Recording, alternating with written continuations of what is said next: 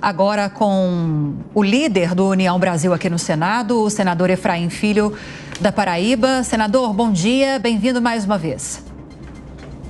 Bom dia, Lívia, bom dia, Rafael. Como autor da proposta da prorrogação da desoneração da folha de pagamento, recebemos com muito lamento a decisão do veto. Consideramos uma decisão extremamente equivocada. O governo tinha, na verdade, duas posições a serem tomadas, isso foi bem dito aí pelo Gana.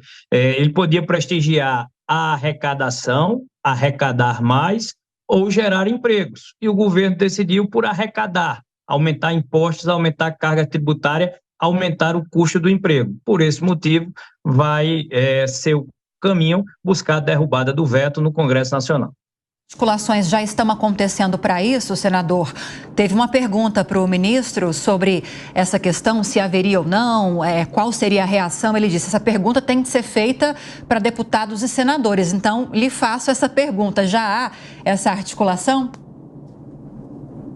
Ela já está em curso desde ontem à noite, né? As lideranças que defendem o tema, tanto do setor produtivo quanto do Congresso Nacional, tem articulado as alternativas, porque tem prazo para essa decisão ser tomada. O benefício ele se extingue em 31 de dezembro. Passado 31 de dezembro, se aumenta em 20% o custo sobre cada empregado. E a explicação que a gente está ouvindo agora há pouco, ela delineia muito bem essa situação.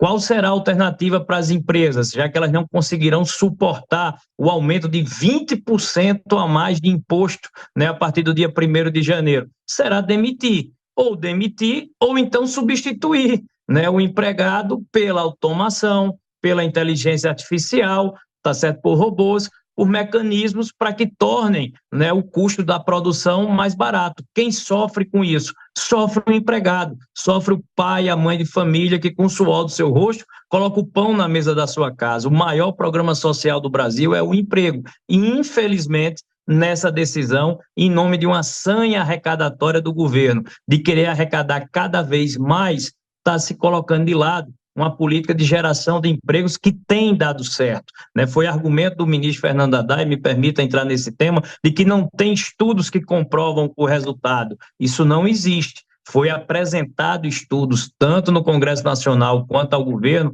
que os setores desonerados conseguiram gerar 16% a mais, quase 20% a mais de empregos do que os setores que continuam onerados. Então, há sim uma relação de causa e efeito. Então, quando o governo alardeia, né, que o desemprego está caindo no Brasil, isso não é fruto de passe de mágica, estalar de dedos, não é de uma hora para outra. Isso é fruto de políticas públicas que foram adotadas pelo Congresso, que estão dando certo e que, infelizmente, o governo agora veta a sua prorrogação. Agora, senador, bom dia. Ele acena com propostas até o fim do ano, antes de terminar a isenção no dia 31. O senhor tem ideia do que pode compensar? Se há alguma coisa que possa compensar essa desoneração que acaba agora no fim do ano? Olha, Rafael, o que nós defendemos, inclusive na discussão da reforma tributária, o governo tentou usar esse mesmo mecanismo de retórica de que viria com o estudo, era dizer o seguinte: se prorroga o que existe e se estuda a desoneração da folha de base ampla. Eu sou totalmente a favor de que seja universal, de que chegue a todos os setores da economia. Esse é o sonho, é o ideal. Mas exatamente com o olhar no equilíbrio fiscal, não dá para fazer isso de uma hora para outra. Agora, prorrogar o que já existe não significa renúncia de receita, porque ninguém perde o que não tem. O governo já não conta com essa receita hoje, ela não existe. O que o governo está querendo é arrecadar mais, é aumentar a carga tributária, aumentar imposto para arrecadar mais. O governo olha o equilíbrio fiscal apenas pelo lado da receita. Ele está esquecendo do lado da despesa, né? O ministro Haddad não citou, por exemplo, a PEC da transição, que o governo pediu ao Congresso, o Congresso deu ao governo 180 bilhões de reais, tá certo? Para mais despesas em 2023. E aí, vim dizer que tem que vetar a desoneração da folha de pagamento, que é uma política pública aprovada pela Câmara e pelo Senado, porque não tem 9 bilhões tá certo, para fazer o ajuste, então o governo teria a opção de reduzir pela despesa, mas o governo não quer reduzir sua despesa, o governo quer arrecadar mais e para traduzir de forma muito clara para quem nos assiste, o resultado prático da medida do governo é aumentar o custo do emprego, aumenta o custo da contratação, contratar o empregado ou manter o empregado ficará mais caro e por isso existe sim o risco concreto de milhares de demissões no Brasil. Amanda Klein. Oi, senador, bom dia. Deixa eu fazer uma pergunta rápida sobre outro assunto, que esse a gente explorou bastante, mas também sobre essa crise STF e Senado, né? Ontem todos os atores envolvidos subiram bastante o tom. Abre a porteira para que outras medidas que possam representar alguma restrição ao STF, como, por exemplo, limitar o tempo de mandato, passem a tramitar com mais celeridade a partir de ontem? Amanda, eu acredito que a fala do presidente Rodrigo Pacheco ontem deu um tom de serenidade ao tema. Ele analisou de forma técnica, né, uma decisão razoável, plausível de se preservar competências do Congresso Nacional, uma lei aprovada pela Câmara, Senado, sancionada pelo presidente, continua podendo ter a sua eficácia suspensa pelo Supremo, mas não por uma decisão de uma única caneta, de uma única cabeça, decisão monocrática, poderá ser suspensa por uma decisão coletiva. Então, eu acho que é bastante razoável isso, não há motivos para elevar isso a um cenário de crise institucional, até porque é importante também, Amanda, verificar, a gente chegou nessa página, mas é importante lembrar da página anterior. Há 30 dias atrás, se dizia que era o Congresso que estava perdendo as suas prerrogativas, quando o Supremo avançava na análise de temas que são de competências legislativas.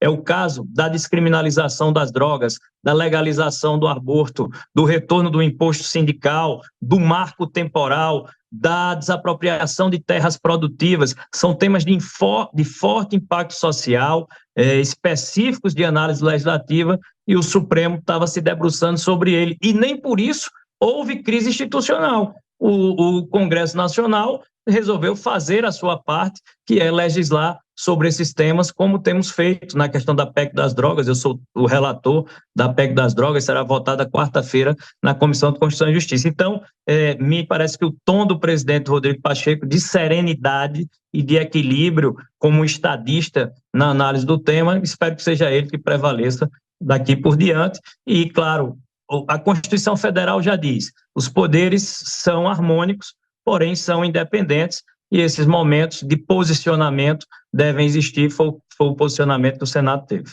Dantas. Senador, bom dia. A fala do Haddad soa como chantagem quando ele diz que está esperando o Congresso aprovar, dar encaminhamento às pautas econômicas, que são pautas arrecadatórias, como o senhor disse? Olha, Dantas, o Congresso tem feito a sua parte, agora não na dimensão e do tamanho que o governo deseja, né? A mordida do governo às vezes é muito alta, é muito grande, mas todos os temas foram aprovados, arcabouço fiscal, projeto do CARF, PEC da transição, agora as bets online e os offshores, que é a taxação dos super ricos, está na pauta. Agora, o Congresso agindo com moderação, com a modulação desses efeitos, mas as medidas têm sido aprovadas. Então, não há, né, esse motivo para reclamação, porque o Congresso tem conseguido entregar a agenda econômica do governo dentro do limite, né, que o Congresso entende que é o necessário. Então, eu digo que a gente tem feito essas entregas e que uma eventual derrubada do veto, né, que teve a ampla maioria da Câmara e do Senado, que é uma política pública eficaz, e veja que existem casos e casos, o ministro Haddad falou isso, taxação, aumentar a contribuição das offshores, dos super ricos, ok, faz sentido. Agora, aumentar o custo de emprego do trabalhador, do pai e da mãe de família, que com o suor do seu rosto coloca o pão na mesa da sua casa, de um jovem que quer ter a primeira oportunidade, o que é que vai acontecer com essa medida? Os setores que mais empregam vão puxar o freio de mão. Se iam abrir novas filiais, não vão abrir. Se iam ampliar seus negócios, não vão ampliar. porque o custo do emprego para eles de novas contratações aumentou. Então, existem casos e casos, né? Não adianta o ministro Haddad querer comparar, né, taxar fundo offshore de super ricos com aumentar o custo do emprego para poder arrecadar mais através do trabalho de quem mais precisa. Conversamos com o senador Efraim Filho, do União Brasil da Paraíba. Senador, muito obrigado pela entrevista. Bom final de semana. Eu que agradeço, um bom final de semana e um bom dia a todos vocês. Muito obrigado.